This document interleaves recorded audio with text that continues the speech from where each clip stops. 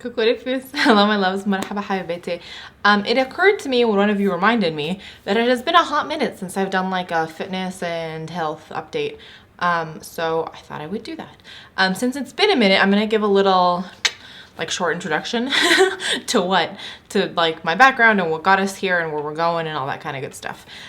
So like many of you, weight, balance, body image has been a long time struggle in the life of Sarah. I'm about 5'9", and I've been 5'9" since I was like, I want to say 8, but let's be conservative and say 9. By the time I was 10, I was definitely 5'9". So yeah, I've been tall for a long time, but I also weighed 200 pounds by age 10. So I've been a big girl for a long time, and being big was not like, it's not like we're all big, so I fit with everybody. I've always been bigger, not in height, but in weight, than like my sister and brother, than my parents. So it's been something that I struggled with for a long time. And so I think between the time I was 10 until like, I really want to say last year at age 25, I'm 26 now, 25, I had my ups and downs. And for a long time, it was a lot of dieting and being very strict and then feeling frustrated and binging. And then there was no purging involved. I feel grateful because I think I've had enough coming out of the binging part of it that if I'm not laughing because I'm trying to be flippant, coping mechanism, right? So the binging was enough to try to get past and not try to keep repeating those unhealthy habits. So I feel lucky that I only had that half of the struggle, if that makes sense. I know this sounds serious, and it is serious because it is. So I'm intrigued as such. This might not be your cup of tea. This might not be your kind of video, and that is totally cool. We can catch up next time if not. But anyways, so there was that whole aspect to it. And I always found that in times of stress, or transition, so if I'm starting a new, like if I was going to college or when I went back to get my master's or a new job, those were the times when my insecurities would pop up the most, and they were also the times in which I would lose my balance, right? So I would gain the weight, I would not be as active, all those kinds of things, right? So because I'd spent a long time not dealing with a lot of that, by the time I got to, where are we at now? We're in 2016. So it was a year, almost a year and a half ago, I want to say. I had just gone home after finishing my master's and was having really, really bad migraines. So I went in to see a doctor, and it turns out I have this thing called elevated intracranial pressure, or as they so lovingly call it, pseudotumor. I'm like, please don't put the word tumor in a diagnosis if there's not actually a tumor in my head. That would be great. Please and thank you. So what it is, really, is that your intracranial pressure, so the pressure inside of your head is elevated, and that's because for some reason the pressure in the spinal fluid in that area becomes elevated. So it is something that happens to women between like 25 and 35-ish. That's kind of when it's diagnosed, and it's related to weight gain or stress or a combination of the two. And so it's scary because that pressure means that there's added pressure on your optic nerve. So it creates those migraines, which were daily and really bad, but it also can lead to vision loss. So it was a big panic at the beginning, full of really fun tests like spinal tap. I wish that on nobody. I had one go wrong, which means that it's very painful, which means that my leg went numb, and a possible side effect, she's like, if I hit a nerve, that part of your body could never work. So not only am I sitting there on an operating table in pain, but I'm sitting there thinking, oh my God, I could come out from this and not be able to use my left leg. Thank God, thankfully, we're okay. But it was just like a series of painful testing to basically tell me this is what I had. And when I finally got to see a specialist, she said, so you can try to lose the weight and control the stress by yourself, and if you do that and your levels drop, then we're golden. If not, then I have to give you these meds, but the meds aren't great. They mess up they mess up certain levels in your hormones, so that if you were to want to get pregnant down the line, it would kind of be an issue. They also cause like numbing and headaches and fatigue. Like, it was a whole set of things. This is going to be a long video, full disclosure, I'm now realizing. Anyways, so I then was like, no, this is not happening. We are finding a way to lose the weight and lose the weight in a way where it's not about the weight, where it's about, sure, at the beginning I have to hit a number because I need my head to get better, but I need to find balance. I want to get off this roller coaster where it's about body image and self-esteem and dieting and numbers and all that kind of stuff. So it's been a journey. I will link the playlist down below to all the videos where I've talked about all this stuff, but I feel like I'm in a place where I have better balance. And I need to remember that because recently I've been forgetting that.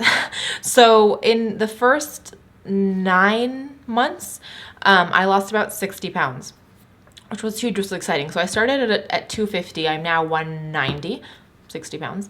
And in the last 6 months, however, my weight has plateaued. And instead, and I know why, it's because work has become crazy.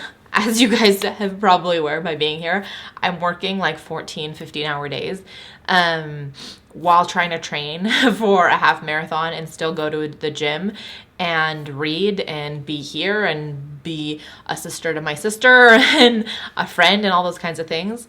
But what I've noticed is that instead of embodying this like, Sarah, you're trying to find balance, Sarah, this is the one time where life has gotten tough and you've maintained, instead of focusing on that, I focus on the, why have you not lost weight in 6 months? So I thought we should talk about that because nobody's perfect. And the way that we get through this is remembering that we're all dealing with our insecurities and we're all dealing with our messiness, right? Like our imperfections. So what I have continued to do is I've continued to run. Running is not something that comes naturally to me. It is something that is very hard for me. But it is one of the most therapeutic things I can do because it's so physically challenging. I've talked to you guys about this before, but because it's so physically challenging, it allows my mind to shut down and my body to get stronger. So with my body getting stronger, you just feel there's a pride in your body as opposed to a shame in it. And I think that's really important. So if you can find an activity that challenges you and helps you feel strong, then you can start to have a very positive association with your body, if that makes sense. It also is good for you because it tires you out unless you sleep. In times of stress, we often have trouble sleeping. And so I always find that when I'm feeling overwhelmed, I'm going to go for a run and it's going to get me nice and tired. So I'll just pass out. So I haven't let go of that in the past 6 months. I ran a half marathon in that time. Like I ran another one in that time, my third one, and I beat my personal record by 20 minutes. Like that is something, as a person who's saying that I'm focusing on my health and balance, should be celebrating. So that part of it, I have gone to the gym. I mainly am going to spin classes. I have a target of like, I want to be at the gym 3 times and then running 3 times a week. And in that way, keeping myself physically active. I'm probably going more often than not 2 times and not 3 times a week. And I'm trying to be like, I have to cut myself some slack.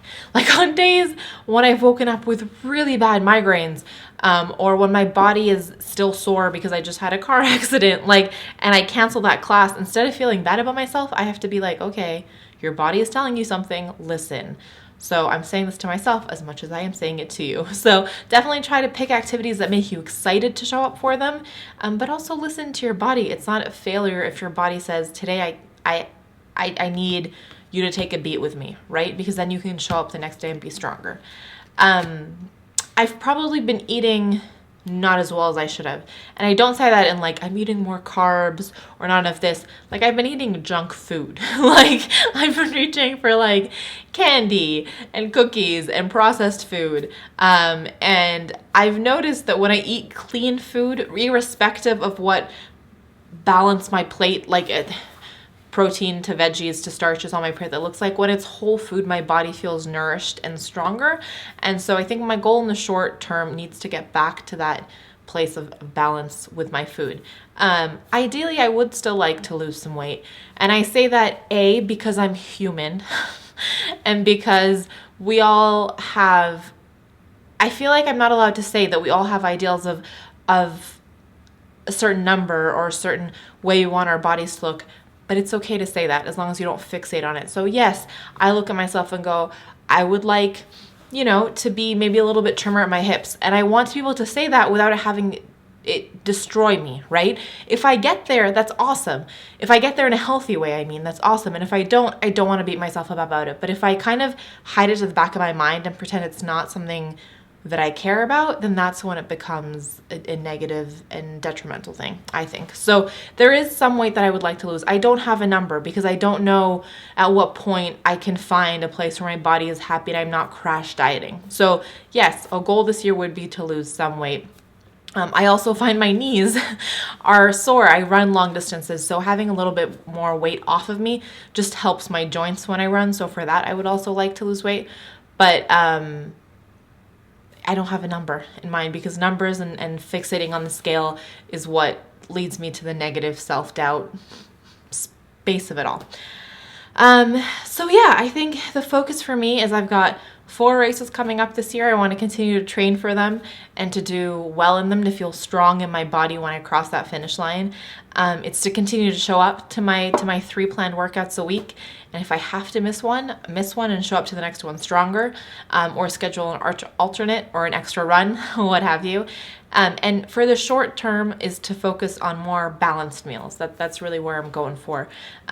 Once I find the balance and once work quiets down a little bit, I can go back to kind of organizing my meals in a way where I'm eating and feeling full, but focusing on eating less carbs. Basically, carbs are what kill me when it comes to weight loss. So I'll focus back on weight loss once I found balance at work again and I have time to dedicate to meal plan. But for the time being, I'd like to just focus, I got on my whole foods and that kind of thing. So I did want to check in with you because I think a lot of good has happened in the last 6 months, but because I'm human and I'm me and I come from all the past that I've come with, because I was seeing no progress in the weight loss aspect of it, it felt like failure. And I said, no, sit down, remind yourself that you did great. Remind everyone that's watching, that's going through this on their own journeys, that we're human and it happens. So anyways, I babbled for a long time. If any of this resonated with you, please babble at me down below. Let's do some quick points of positivity and we will be done. My first is having this community of support and love and kindred spirits. It makes all the difference. So thank you. My second point of positivity is a really great day of vegging and reading and just chilling out.